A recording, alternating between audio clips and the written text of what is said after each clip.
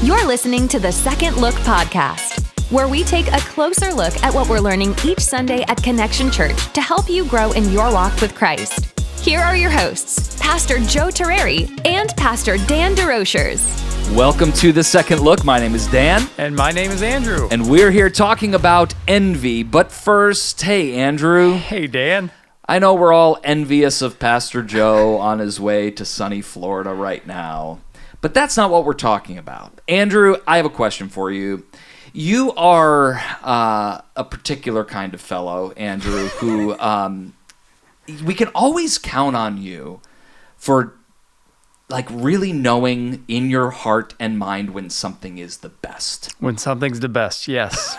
Yes, I love to categorize things as that was the best thing. And it could be just the best from today, but it's the Recency bias. Yes. Andrew, what is the best kind of apple? The one that I have at my house that I can cut up and put peanut butter on. Do you not have an opinion on the best apple? No. Really? Yes. I mean, I guess I would say any apple that I can buy from Costco is a good apple. Yeah, that's fair. Because it's there, but no, I'm not an apple snob. Pastor Tim's laughing.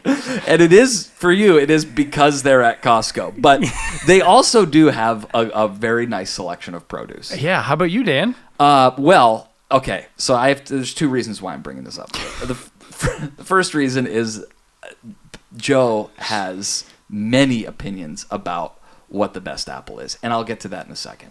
I prefer the Cosmic Crisp apple, and Joe is now rolling over in his grave right now. Oh wait, anyway. Ooh, no, okay. he disagrees with that.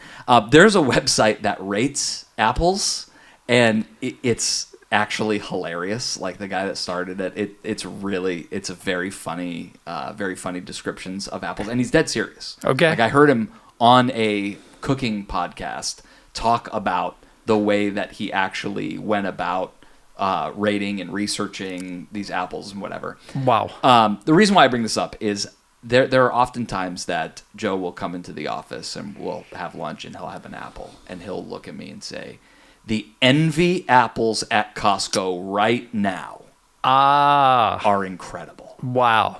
Envy apples. We're talking about envy. I thought this was going to be about how Joe is a produce snob, but he yes. is. He is. Yes, very much. No, we're talking about envy and not the apples, though occasionally I am envious of Joe's apples that he brings in from Costco. From Costco. Yeah. Man, envy, this is not one of the fun 7 deadly sins to talk about. This is probably something that most or all of us deal with at one point or another, or regularly. I'm sure, just like all of the other ones, like it hits some people more than others. And I think in times in our life, this one can rear its ugly head, right? Yeah, and I think there's different seasons where you feel more or less content, where you're like, oh, I want this or I need this. And then there's other seasons where you're like, I'm doing pretty good, until you see what you don't have.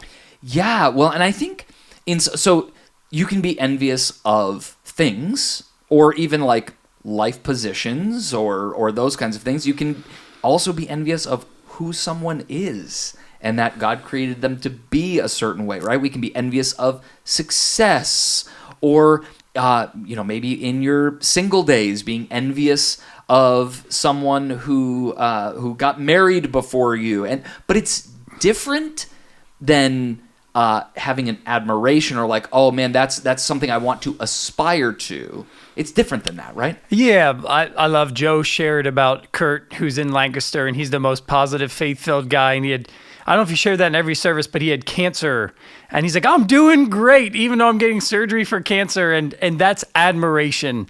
Like my wife, I don't know if it's envy or admiration, Dan, but she will.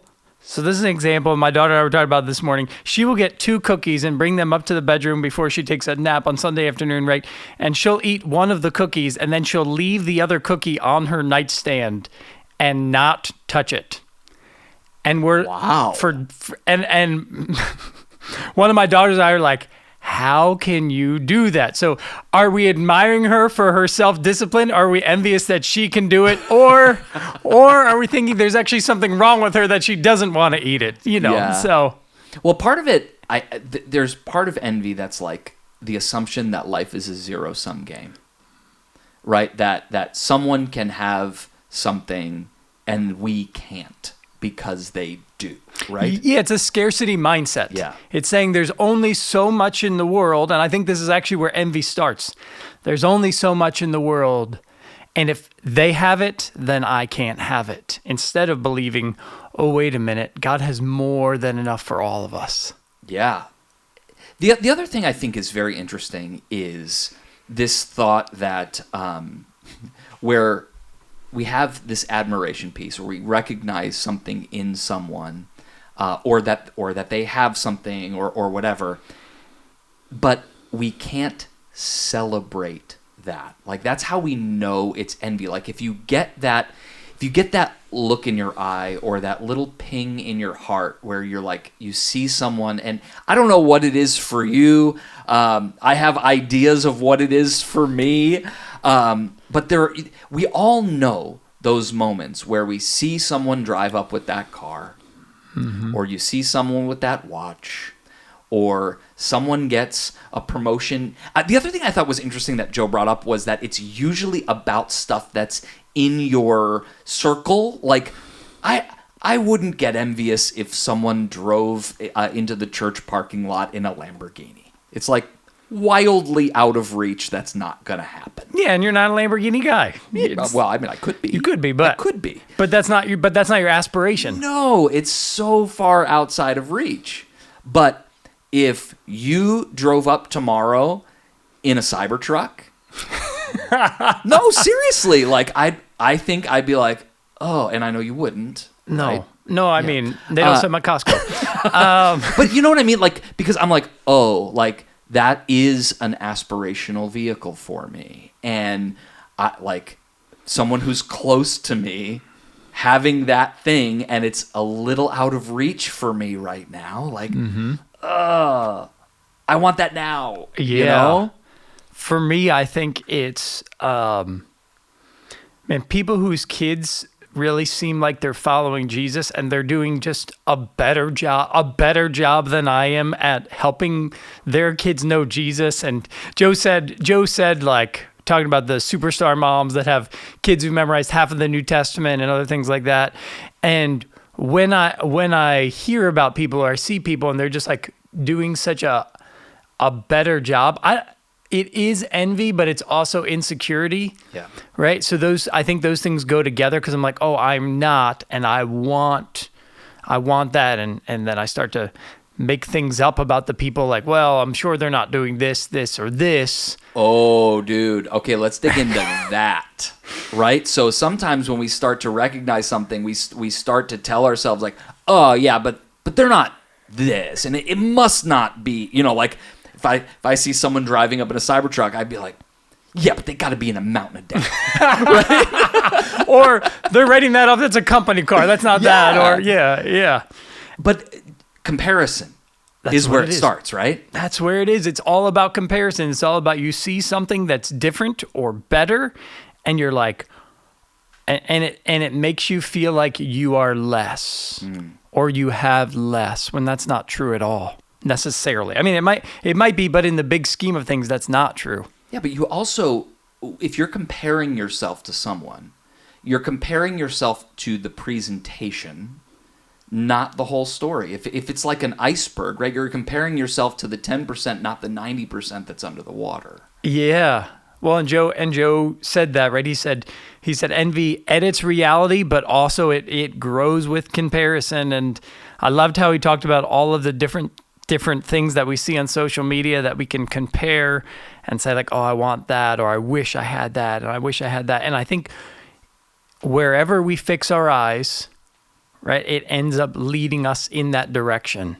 Yeah. And guess what? The algorithms know what you're envious of, because it keeps your eyes fixed on it. So what does it do? It feeds you more and more and more. Can we just talk about social media for a second? Because there's stuff that we need to understand, not only about the algorithm, but about people that we know, maybe just people that we follow. Like, the stuff that people put out there, it really, and it has been for the history of social media for the last 20 years, it's a highlight reel. You're putting up the stuff that you want people to see. You're not, and like, I post twice a year, right? And it's like, and it's not necessarily, I actually don't think I post my highlight reel because I'm not trying to project an image about myself, which, you know, I'm like, oh, people might want to see my girls now. Okay, here we go. Post a picture from Christmas. But the idea here is that people that are posting a lot are posting to build a following based on a platform that is projecting an image of themselves. The folks that I know that I see posting a long time, or posting a lot all the time, are either building a platform, becoming an influencer, or attempting to become an influencer. They have brand deals, or they've got maybe a bit of pride that's like, I'm living my best life, look at me now. And part of the way that you can recognize this, and you can't necessarily recognize it in the moment, but if someone in your life posts a lot and then they stop, they didn't stop living. Yeah. They just maybe are in a dry spell of those things that they wanted everyone to see. Wow. When someone's popping up in your feed or in your stories or in your reels a lot with palm trees and pets and cars and all of those kinds of things, or you know, the award that they won, or all the different kinds of things, like, those are, and we can celebrate in those things, but you also have to realize what's on the other side of that, and that's building something and trying to gain that recognition. It's the same thing with people that you see that are influencers. Like, they're being paid to do this. They're being paid to project an image. It doesn't mean that this is their, we just assume that this is their normal everyday life and they have a camera running. Do you do that?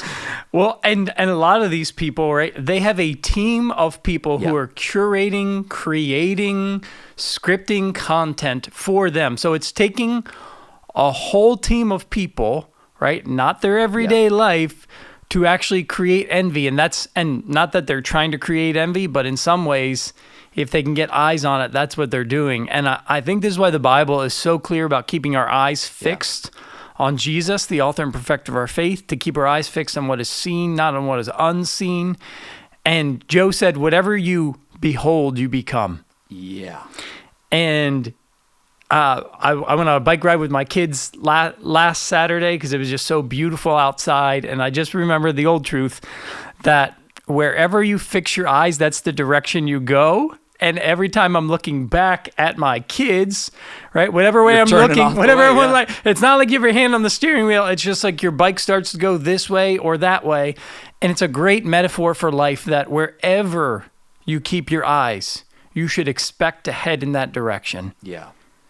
There's also kind of the next level of that, of like envy gone wrong, when envy turns into practice and we try to achieve some of those things. I mean, James 4:6, for where you have envy and selfish ambition, there you find disorder and every evil practice. I mean, think about if you weren't in Christ, Andrew, and you were envious of something that someone had, right? It's where you resent something, not celebrate, where you want or resent. My father-in-law was telling me a story of where he works, where there was a guy that was sabotaging him, wrote code to delete records in a database as if it was my father-in-law. Wow. Like, that to me is envy gone wrong. Why? My father-in-law is an incredibly likable guy, super smart, can do anything. Like, I mean, he can literally do anything. And he's also really kind and really pleasant. And if this guy thought, man, why is this guy getting promoted? I want his job. I want to do those things. I'm going to sabotage him so I can get that. Wow. Or it could lead into theft. It could lead into, just all different kinds of things. Well, and I would say it probably often leads into infidelity. Okay, explain that. Well, I would say you envy what you, and this is partially lust, but I would also say you envy this idea that your life could be happier like these people or like this. And so what do? You head in that direction, right? And little by little, and most destructive situations don't happen with one big decision. They happen with lots of little decisions, and it really is about what you continue to focus on. Yeah, well, I mean, a lot of these 7 deadly sins, I don't think we wake up in the morning and say, you know what, I'm going to envy today. You know what, I'm going to lust today. I'm going to be prideful today. I'm going to be greedy today. We don't do that. No. But somehow emotionally and maybe spiritually we let our guard down, but we start to make these little decisions, and they become patterns.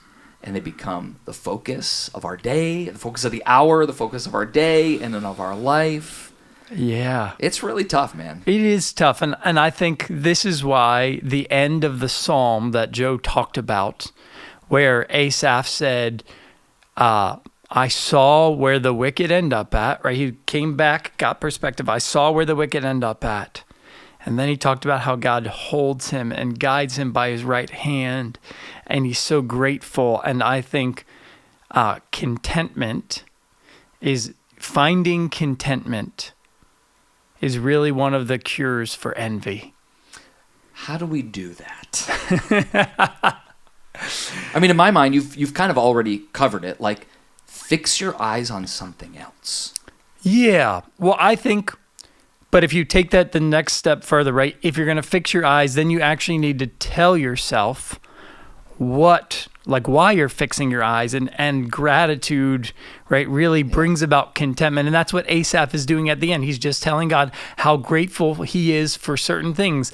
And I would say there's things in your life that you've never thanked God for that he's given you today. That's true in my life. That's true in your life, right? You got your girls to school today. Yep. On your own, right? Yeah. Not that you couldn't do that. You didn't get in a car accident, right? You didn't run out of, well, you don't run out of gas, but but you didn't run out of battery. You didn't get, right? Yeah. No one was out doing something nefarious, and you're able to park in a parking lot, come into here. You have a job that God's given you. God's given you abilities and talents and skills that you can use for his glory. Like there's every time we take a breath, we could thank God for. Well, and Asaph in Psalm 73 recognizes that God has already given him all he needs.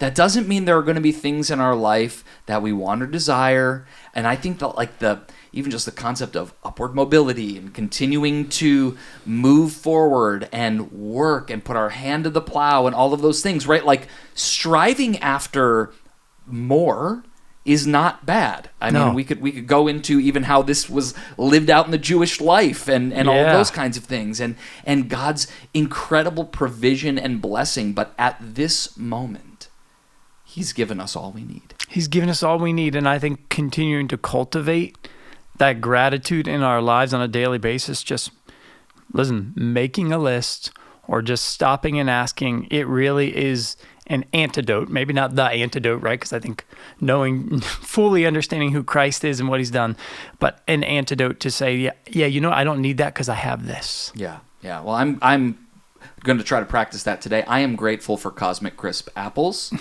and some may disagree with me. Yeah.